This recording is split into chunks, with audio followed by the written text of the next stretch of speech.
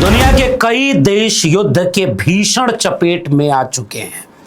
Iran अपने supreme leader को खोने के बाद हमले जारी रखा हुआ है और लगातार अपने पड़ोस के देशों में अमेरिकी दूतावासों और अड्डों पर भयानक हमले कर रहा है।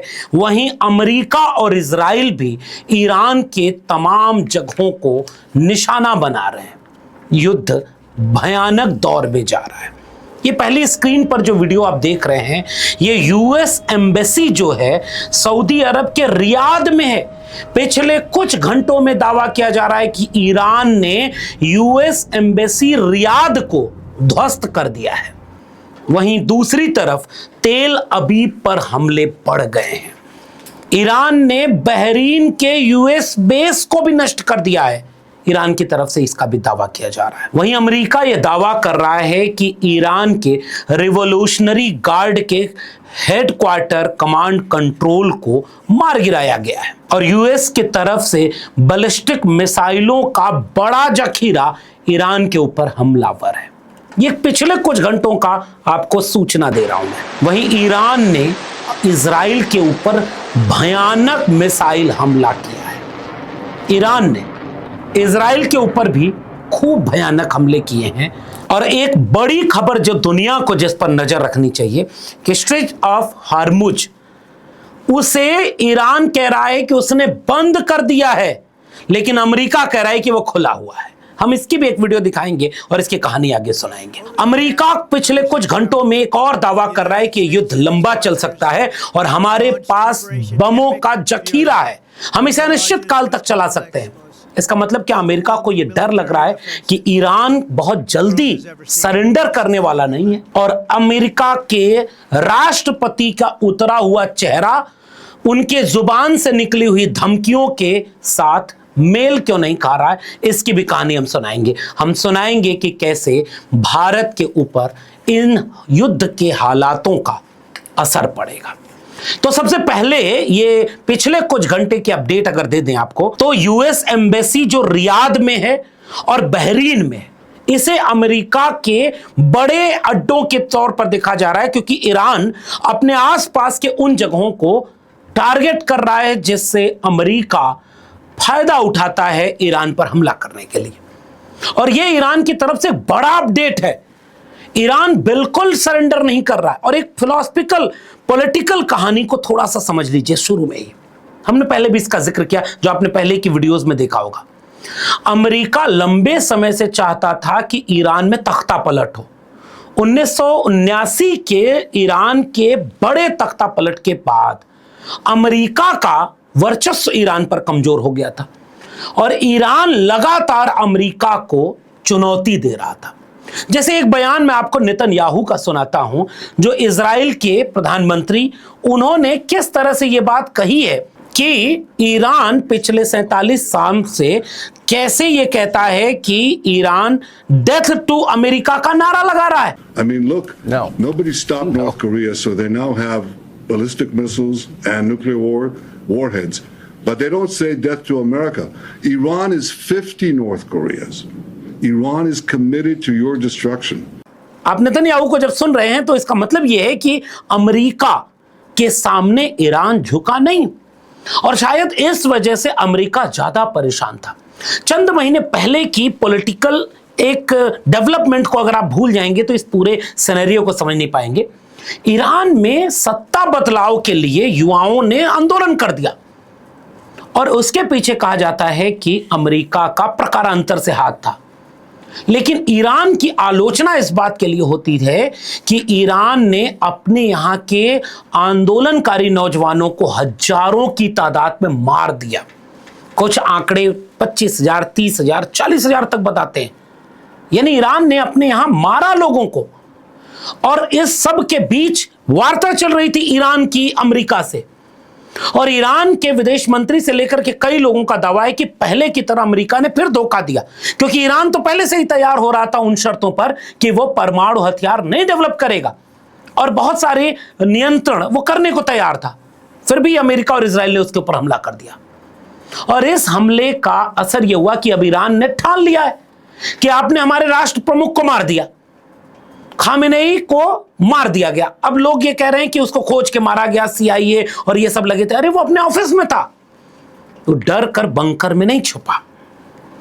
इसके बाद अमेरिका को यह था कि जब मुख्य नेता ही मर जाएगा तो ईरान के भीतर सत्ता बदलाव के लिए एक तबका सड़क पर उतरेगा। जैसे मैं आप डोनाल्ड ट्रंप का अभी लेटेस्ट एक बयान सुनवा रहा हूं।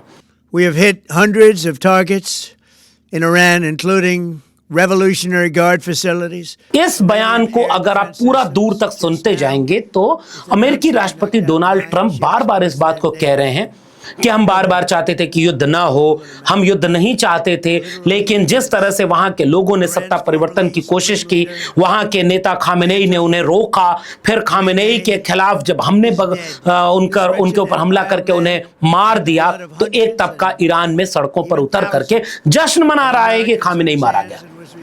लेकिन डोनाल्ड ट्रंप को वे तस्वीरें क्यों नहीं दिखी जिससे अमेरिका वाकई परेशान हो गया है।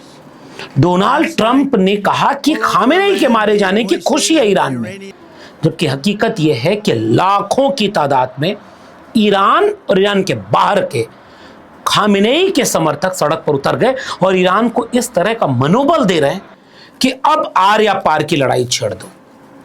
और इसके वजह से क्या अमेरिका बुरी तरह घिर गया है, उसे अपने भारी बम वर्षक विमानों का इस्तेमाल बढ़ाना पड़ रहा है और डोनाल्ड ट्रंप को यह कहना पड़ रहा है कि हम बहुत दूर तक लड़ाई लड़ सकते हैं, हम अनिश्चित काल तक लड़ाई लड़ सकते हैं, हमारे पास बमों का जखीरा है।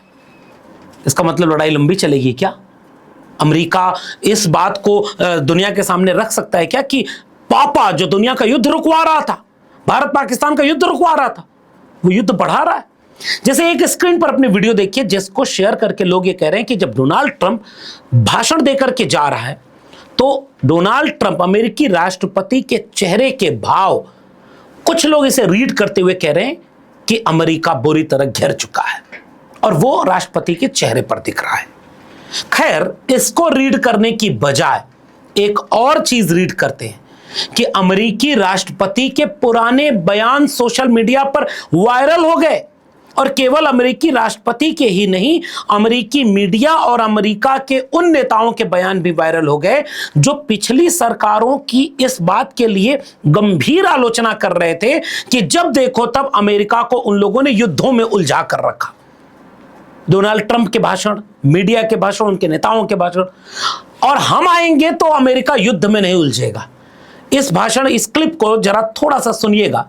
My greatest legacy, however, will be as a peacemaker and a unifier. The president has shown a willingness to be the president of peace. I want to bring peace, not war, I think.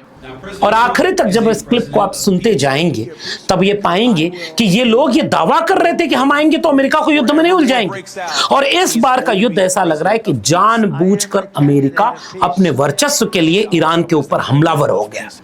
कुछ लोग दुनिया की politics में Epstein file का role मांग रहे हैं इसमें, क्योंकि अमेरिका के भीतर भी एक बड़ा तबका डोनाल्ड ट्रंप की मुखरता से फोटो, वीडियो और एप्स्टीन फाइल में लिप्तता के चलते नाराज था। इसलिए अमेरिका ने एक ऐसा युद्ध दुनिया पर थोप दिया। यह भी एक वर्जन है, और अगर इस वर्जन में सच्चाई है तो दुनिया का भारी नुकसान अमेरिका कर रहा है। वहीं दूसरी तरफ इजराइल और अमेरिका का अपना वर्जन यह है कि ईरान मनमानी कर रहा था, इसलिए ईरान को सबक सिखाना पड़ा। अब ईरान ने क्या किया कि अपने मुख्य नेता को जब खोया, तब फिर से देखिए कि पिछले 24 घंटे में उसने यूएस एम्बेसी रियाद के, सऊदी अरब के एम्बेसी को उड़ा दिया। बहरीन में यूएस एम्बेसी को तस्वीरें और वीडियोस जो ऑफिशियल अकाउंट पर शेयर हैं वो हम आपको दिखा रहे हैं। भयानक तबाही, और इस तबाही के साथ उसने इजराइल पर मिसाइलों का जखीरा छोड़ दिया। इजराइल ने क्या किया है कि अपने यहां इंटरनेट पर पाबंदी लगा दी, वीडियो बनाने पर पाबंदी लगा दी। इसलिए इजराइल में कितनी तबाही हो रही है यह दुनिया को नहीं पता चल पा रहा है। इजराइल की वीडियोस, इजराइल के तमाम सूचनाएं दुनिया तक नहीं आ पा रही हैं।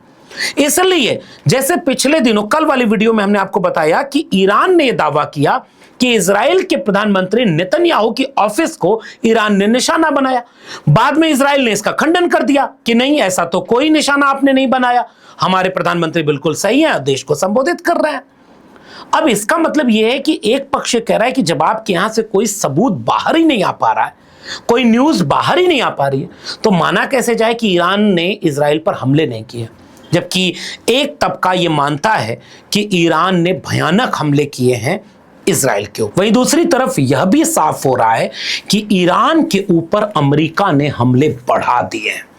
ताजा खबरों के मुताबिक अमेरिका यह दावा कर रहा है कि उसने रिवॉल्यूशनरी गार्ड, जो ईरान के मुख्य लोग हैं, उनको कमांड एंड कंट्रोल को मारने की कोशिश की है। और अमेरिका ने यहां तक कहा कि अपने B-1 बॉम्बर्स, जो एक भयानक बम वर्षक विमान है, इसका इस्तेमाल शुरू कर दिया है और वीडियोस जारी किया है। अमेरिका की कई वीडियोस सोशल मीडिया पर ऑफिशियल कई हैंडल से वायरल हो रही हैं, जिसमें वो ये दिखा रहा है कि अमेरिका ने ईरान के कई बैलिस्टिक मिसाइल सेंटर को तबाह कर दिया है, जहां से ईरान लगातार बैलिस्टिक मिसाइल का हमला कर रहा था। अब इस युद्ध को थोड़ा सा एक दूसरे नजरिए से भी आप समझिएगा। ईरान क्या कर रहा है कि बैलिस्टिक मिसाइल पर हमला किए जा रहा है, और बैलिस्टिक मिसाइल बनाने के खर्चे से 5 गुना खर्चीला है उसका इंटरसेप्टर, यानी हवा में ही उन मिसाइलों को रोक देना। तो इजराइल के पास वो हथियार हैं, या अमेरिका ने ईरान के आसपास के कई देशों को यह सुविधा दे रखी थी, जिससे ज्यादा नुकसान उन देशों का हो रहा है जो ईरान के बैलिस्टिक मिसाइलों को हवा में रोकने के लिए इंटरसेप्टर्स का इस्तेमाल कर रहे हैं। इसलिए ईरान मिसाइलों का हमला बढ़ाता जा रहा है और दूसरी तरफ नुकसान भारी होता जा रहा है। ऐसे में यह युद्ध वाकई एक भयानक दिशा में जा रहा है और लगातार वह वीडियोस जारी हो रहे हैं। ईरान का अभी का रुख अगर हम बात करें तो ईरान के विदेश मंत्री से लेकर के ईरान के तमाम लोगों का रुख यह है कि वो अमेरिका के सामने झुकने को तैयार नहीं। उन्होंने कहा कि अब आर या पार की लड़ाई लड़ी जाएगी। जैसे लेबनान पर इंडियन एक्सप्रेस ने जो बात कही है उसके मुताबिक इजरायली हमलों में बेरूत ने हिजबुल्लाह के ठिकानों को निशाना बनाया। लेबनानी स्वास्थ्य अधिकारियों ने राजधानी के कुछ हिस्सों में दर्जनों लोगों के मारे जाने और बड़े पैमाने पर विस्थापन की सूचना दी। खाड़ी देशों को चेतावनी जारी की गई है। ईरान ने सऊदी अरब, संयुक्त अरब अमीरात, कतर, कुवैत और बहरीन को चेतावनी दी है कि यदि वे पश्चिमी सेनाओं की सहायता करते हैं तो उन्हें वैध सैन्य लक्ष्य माना जा सकता है। कतर ने संयुक्त राष्ट्र को लिखे पत्रों में ईरानी हमलों की औपचारिक रूप से निंदा की। अमेरिकी केंद्रीय कमान यानी कैंटकॉम ने कहा कि ऑपरेशन एपिक फ्यूरी के दौरान कई अमेरिकी सैनिक मारे गए और घायल हुए। इस अभियान को चल रहे बड़े पैमाने पर युद्ध अभियान के रूप में वर्णित किया जा रहा है। और वहीं दूसरी तरफ यह भी दुनिया में खबर तेज हो रही है कि जब ईरान यह दावा कर रहा है, जैसे अपनी स्क्रीन पर एक वीडियो देखिए, इस वीडियो के जरिए यह दावा किया जा रहा है कि जो स्ट्रेच ऑफ हॉर्मुज था, ईरान कह रहा है कि अब देखिए ना, वहां पर हमने बैन कर दिया है और अगर कोई जहाज वहां पर जाएगा तो हम उसे मार देंगे। और ये वीडियो ये दिखा रही है कि वहां जहाजों के जाने की संख्या अप्रत्याशित रूप से घट गई है। वहीं अमेरिका यह दावा कर रहा है कि स्ट्रेच ऑफ हॉर्मुज बंद नहीं है, वो अभी भी जारी है। लेकिन अब इसमें तय करना है आपको कि कौन सी सूचना सही है, कौन सी गलत। लेकिन एक खबर जैसे भारत के संदर्भ में आ रही है कि भारत अब रूस से तेल लेने के विकल्पों पर विचार शुरू कर दिया है। इसका मतलब दुनिया के तमाम देशों पे इस स्ट्रेच ऑफ हॉर्मुज जैसे 80% क्रूड ऑयल का सप्लाई होती है। अगर ये बंद हो गया तो दुनिया में भयावह आर्थिक तबाही आने वाली है। जैसे भारत में भी पहले भी हमने बताया, फिर से हम बता रहे हैं कि सुरक्षित निवेश की मांग के चलते सोने की कीमत $52,000 प्रति औंस के ऊपर पहुंच गई दुनिया में, जबकि तेल बाजार खाड़ी में समुद्री जोखिमों पर नजर रखे हुए थे। दुबई और दोहा के प्रमुख विमानपत्तन केंद्रों को व्यवधारित किया गया है, जिसकी वजह से रिफाइनरीज और सप्लाई दोनों प्रभावित हो गई। तो इसका मतलब इस युद्ध में, जो कि अमेरिका की माने तो यह बहुत लंबा चलने वाला है, इसका मतलब आगे आने वाले समय में दुनिया भर के देशों में आर्थिक तबाही देखने को मिलेगी। ये ठीक बात है कि भारत ने तटस्थता रखी हुई है, लेकिन भारत की तटस्थता की आलोचना भी की जा रही है।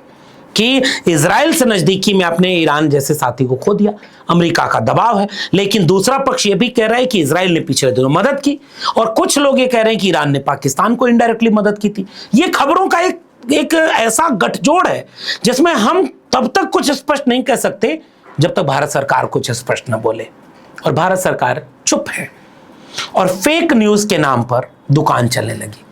कुछ लोग तो मजाक उड़ाते हुए कह रहे थे कि अमेरिका के पास अगर भारत वाला मीडिया होता तो कब का ईरान पर अमेरिका का कब्जा हो गया है, इसकी खबर चला देता। क्योंकि भारत पर जब आतंकी हमला पहलगाम का हुआ था तो भारत की मीडिया की खिल्ली उड़ाई गई थी, ये कहते हुए कि इसने इतने गंभीर समय में इतनी अगंभीर पत्रकारिता की। फेक न्यूज से कोई सोशल मीडिया का हैंडल एआई जनरेटेड या पुरानी वीडियो शेयर कर दे तो उसकी तो एक बार गलती माफ है। ये न्यूज चैनल वाले तो इतने बड़े रिसोर्स के साथ बैठते हैं, पत्रकारिता का अनुभव है, और टीवी पर आप जब कोई खबर दिखाते हैं तो उसकी एक वैधता होनी चाहिए। लाखों लोग उससे प्रभावित होते हैं। और आज की हालत देख लीजिए, मोहम्मद जुबैर ने अपने ट्विटर हैंडल पर एक खबर शेयर करते हुए कहा कि आज तक चैनल पर बैठी इस एंकर ने दुबई पर हमले की फर्जी खबर चला दी। फेक न्यूज टीवी चैनल चला दिया आज तक वाला, और मोहम्मद जुबैर का ट्विटर हैंडल कह रहा है कि यह फेक न्यूज है। अबू धाबी पर हमला, बुर्ज खलीफा पर हमला, दुबई पर हमला, जाने कितने वीडियो तैर रहे हैं। मैं भी सलाह दूंगा कि ऐसे वीडियो को शेयर करने से बचिए, लेकिन ये न्यूज चैनल वाले कब सीखेंगे? खैर, ये भारत के लोगों के नस को पहचान गए हैं कि फिल्म अभिनेता धर्मेंद्र जिंदा थे, उनके मरने की खबर इसी चैनल के इसी एंकर ने चलाई। एक बार भी उसने माफी मांगी हो तो मुझे वो वीडियो दिखाइएगा, क्योंकि शर्म खत्म हो गई है। अब झूठी खबरों को चलाने के बाद कोई माफी भी नहीं मांगता। तो युद्ध जैसे हालात में, जबकि इतने संवेदनशील हालात है, फेक न्यूज फैला दे कोई चैनल, तो ये आश्चर्य की बात नहीं। भारत का टीवी मीडिया दुनिया में युद्ध हो ना हो, दुनिया में युद्ध करवा सकता है, भारत में करवा ही रहा है। इसलिए इससे बचें और दुनिया को युद्ध से बचाएं, इसकी भी गुजारिश हम आपसे करते हैं। आगे हमारी नजर रहेगी, क्योंकि सबका असर भारत पर गहरा पड़ने वाला है। आप भी नजर बनाए रखिएगा, हम भी नजर बनाए रखेंगे। फिर मिलेंगे बाकी अपडेट के साथ। इस वीडियो में इतना ही। मेरे चैनल को सब्सक्राइब नहीं किया तो जाते थे चैनल को सब्सक्राइब करना मत भूलिएगा। बेल आइकॉन यानी घंटी बटन दबाएंगे तो अगले वीडियो की सूचना मिलेगी। ज्वाइन करेंगे तो हमें ताकत और हिम्मत मिलेगी। अगर आप इस वीडियो को ट्विटर यानी एक्स या फेसबुक पर देख रहे हैं तो हमें फॉलो करना मत भूलिएगा। फिर मिलेंगे, तब तक के लिए बहुत बहुत धन्यवाद।